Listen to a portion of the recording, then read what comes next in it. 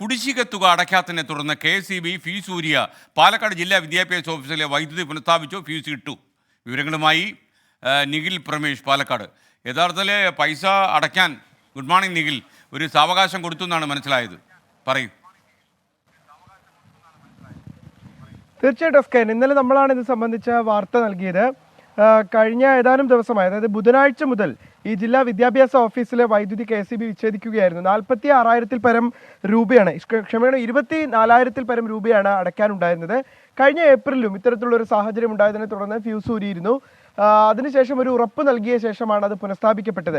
ഇന്നലെയൊക്കെ വലിയ രീതിയിൽ ഉദ്യോഗസ്ഥർ പ്രയാസപ്പെടുകയായിരുന്നു. കാരണം നാളെ കഴിഞ്ഞ് സ്കൂളുകൾ തുറക്കുകയാണ്. സ്വാഭാവികമായിട്ടും ഒരുപാടധികം പ്രവർത്തനങ്ങൾ ഈ ഓഫീസുകളിൽ പൂർത്തിയാക്കാനുണ്ട്. ആ സമയത്ത് ഇങ്ങനെ വെളിച്ചവും വെട്ടവും ഇല്ലാതെ ആകുമ്പോൾ സ്വാഭാവികമായിട്ടും അവിടുത്തെ കമ്പ്യൂട്ടറുകളും മറ്റും പ്രവർത്തിപ്പിക്കാൻ കഴിയാത്ത സാഹചര്യം ഉണ്ടാകും. ഉദ്യോഗസ്ഥർ ചൂടിലിരുന്ന് ജോലി ചെയ്യേണ്ടി വരും. അങ്ങനെ ഒരുപാട് ബുദ്ധിമുട്ടുകൾ ഉണ്ടായിരുന്നു. എന്തായാലും പണമടച്ചിട്ടില്ല. 10 ദിവസത്തിനകം പണമടയ്ക്കാമെന്നുള്ള ഉറപ്പിന്റെ പേരിലാണ് ഇപ്പോൾ KSEB ഈ വൈദ്യുതി ബന്ധം പുനഃസ്ഥാപിച്ച് നൽകുന്ന സാഹചര്യം ഉണ്ടായത്.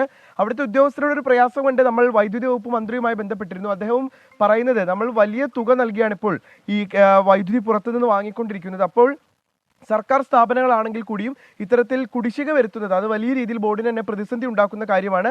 എന്തായാലും തന്നെ നേരിട്ട് ഇത് ആരും അറിയിച്ചിട്ടില്ല. എന്തായാലും ഈ വിഷയത്തിന് ഒരു പരിഹാരം ഉണ്ടാക്കുമെന്ന് അദ്ദേഹം ഇന്നലെ ഉറപ്പ് നൽകിയിരുന്നു. ആ തരത്തിൽ തന്നെ വൈദ്യുതി കണക്ഷൻ ഇപ്പോൾ പുനഃസ്ഥാപിക്കപ്പെട്ടിരിക്കുകയാണ്.